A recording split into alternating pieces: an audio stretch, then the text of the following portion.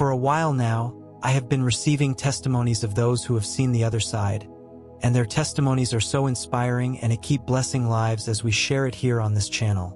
As a believer who loves Christ and can't wait to be with Him, you should be prepared for His coming. The purpose of this testimonies is not to scare you or whatsoever. It's a reminder to you that the one who made you still loves and wants you all to Himself. Don't be discouraged by any testimony that is not aligned with your belief, but instead, let it be a reminder to you that heaven and hell still exist. As we listen to what our sister from India has to share with us today, I want you to stick to end so that this testimony will reach to many who need to listen to it. Today, I want to share with you the testimony of Ananya, a young woman from Mumbai, India.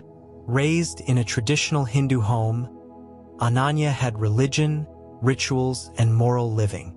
But one night, during a terrifying moment, she found herself in a vision that showed the rapture in a way she could never forget. What she saw about the oil in the lamps, and the words spoken to her by an angel, carry a warning that every one of us needs to hear. Before we continue, please let me know where you're listening from. It would be nice to feel closer, even if we're physically apart. Also, don't forget to like. It will help this video to reach so many people who need to listen to this testimony, and leave a comment. Share your thoughts about this near-death experience testimony.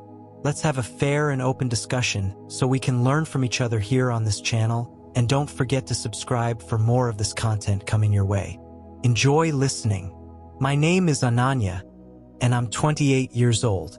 I never thought I'd be telling anyone this story, honestly. Sounds crazy even to me, and I lived through it. But sometimes the most important truths come wrapped in experiences that don't make sense to our logical minds. I grew up in a traditional Hindu household in Mumbai. My grandmother taught me to light diyas during Diwali. My mother made sure I knew all the prayers, and I went through the motions of religious life like most people do. You know how it is, you follow traditions because that's what your family does, what your community expects. I wasn't particularly devout, but I wasn't rebellious either. Religion was just there, like furniture in a room you don't really notice anymore. By the time I turned 25, I was pretty successful by most standards. I had a good job at a tech company, my own apartment, and what looked like a bright future ahead. But there was this emptiness inside me that I couldn't shake. Have you ever felt that? Like you're going through all the right motions, but nothing feels real or meaningful. I started getting these panic attacks around that time. They'd come out of nowhere in meetings while I was eating dinner, sometimes even when I was sleeping. My heart would race, I couldn't breathe properly, and I'd feel like I was dying. The doctors ran tests, prescribed medications, but nothing seemed to help much. They kept saying it was stress, that I needed to slow down, but I knew it was something deeper than that. The night it happened was just like any other night. Really, I'd had another panic attack earlier that day, and I was exhausted. I went to bed early, hoping to get some real rest for once. But instead of peaceful sleep, something else entirely happened to me. I remember feeling like I was floating, like my body was becoming lighter and lighter until I wasn't in my bedroom anymore. I know how this sounds. Trust me, I know. But I need you to understand that this wasn't a dream. Dreams feel different. This was more real than anything I'd ever experienced. I found myself in this vast space that seemed to stretch forever. There were thousands, maybe millions of people around me, all holding these oil lamps. The strange thing was, some of the lamps were glowing with this beautiful, warm light that seemed to come from within the oil itself. But others were flickering, struggling to stay lit, and some had already gone out completely. I looked down at my own hands and realized I was holding a lamp too. Mine was one of the dim ones, barely flickering. I felt this panic rise in my chest, not like my usual anxiety attacks, but something much deeper. A fear that went beyond anything physical.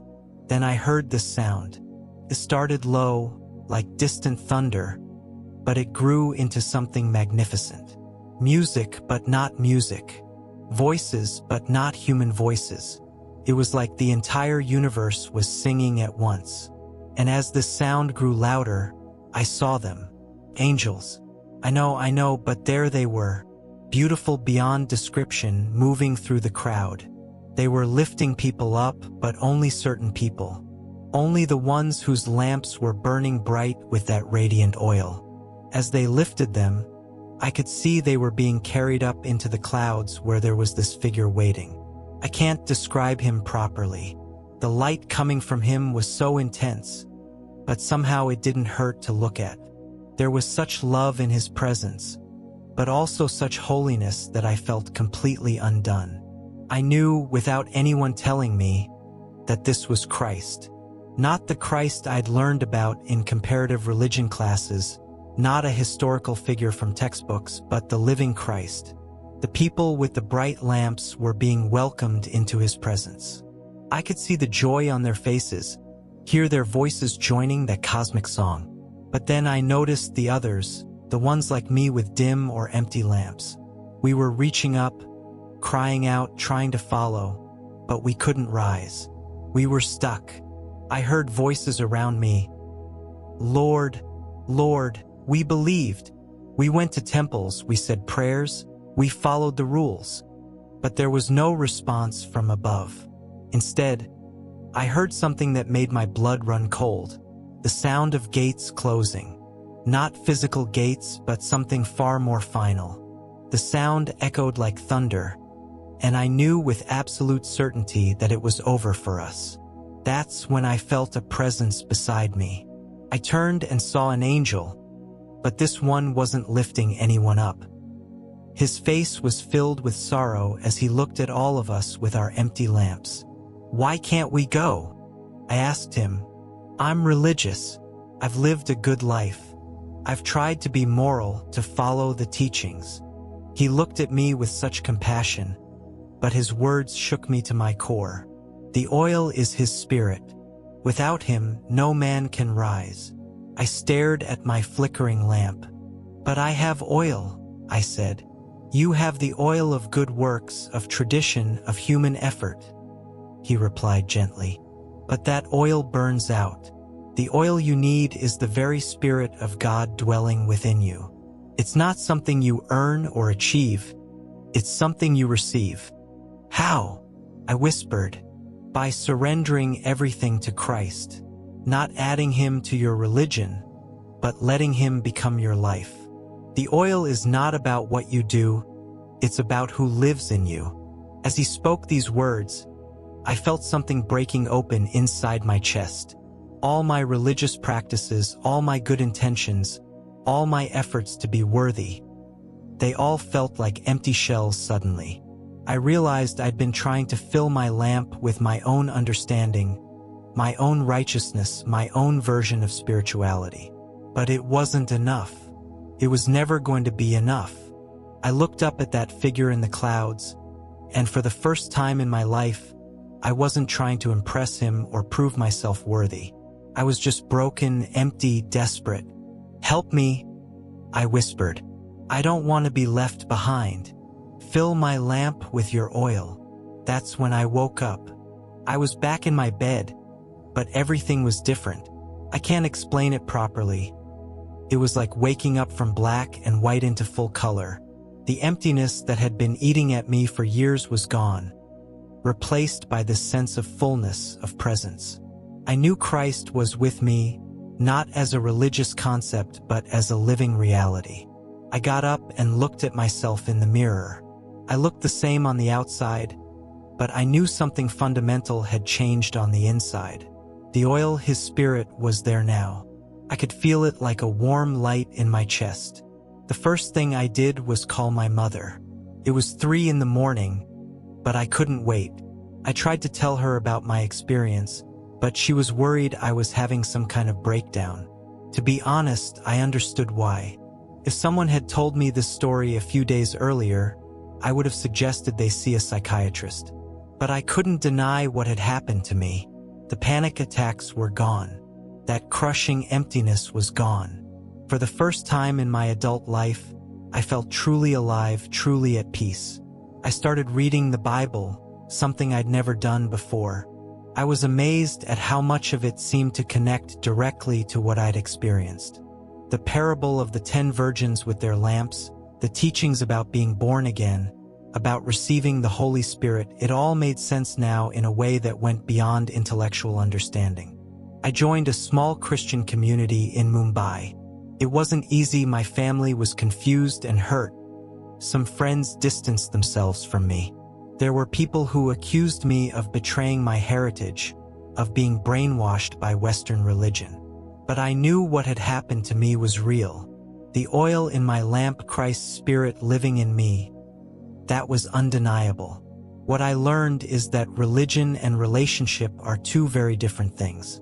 I'd had religion all my life, rituals, traditions, moral codes, but I'd never had relationship. I'd never actually surrendered my life to the living God and allowed His Spirit to dwell in me. The vision showed me that there are so many people, from all religious backgrounds, including Christianity, who are trying to fill their lamps with everything except the oil that actually matters. We try good works, we try tradition, we try knowledge, we try spiritual practices. But without Christ's Spirit actually living in us, transforming us from the inside out, all of that burns out eventually. I'm not saying this to criticize anyone's faith or background. I'm saying this because I was shown something that I believe everyone needs to know. Salvation isn't about religion. It's about receiving the life of Christ Himself. It's about being filled with His oil, His Spirit. The urgency I felt in that vision hasn't left me. Every day I meet people who are like I was, going through religious motions but empty inside. People from all faiths, including nominal Christians who know about Jesus but don't actually know Him. And I want to tell them all, there's oil available for your lamp. Real oil. The kind that never runs out. You don't have to stay empty. You don't have to wonder if you're good enough or religious enough. Christ is offering you His Spirit, His very life right now, not because you've earned it, but because He loves you, not as an addition to your current beliefs, but as the foundation of everything. I know my story sounds impossible. I know it challenges a lot of assumptions about how spirituality works. But I also know that the change in my life is real. The peace, the purpose, the presence of God, it's all real. And it's available to you too. The oil is His Spirit. Without Him, no one can rise. But with Him, everything changes. Your lamp can burn bright, filled with the life of God Himself. That's not just religious talk. That's the most practical, life-changing truth I've ever encountered. Don't wait until it's too late to discover what your lamp really needs. The oil is offered freely. You just have to be willing to receive it. Ananya's encounter reminds us that it's not religion, rituals, or even good works that prepare us for eternity. It's the oil of His Spirit, Christ living within us, that makes the difference when that day comes. So let me ask you, is your lamp burning with His oil? Or are you trying to fill it with your own effort, your own tradition, your own strength? The invitation of Jesus is clear. Come to me, and I will give you life. If the story touched you, don't keep it to yourself. Share it with someone who needs to hear it, and subscribe for more testimonies that open your eyes to the reality of eternity. Thank you for watching. Stay with us, and you will never be lack of spiritual vision testimonies. Remain blessed.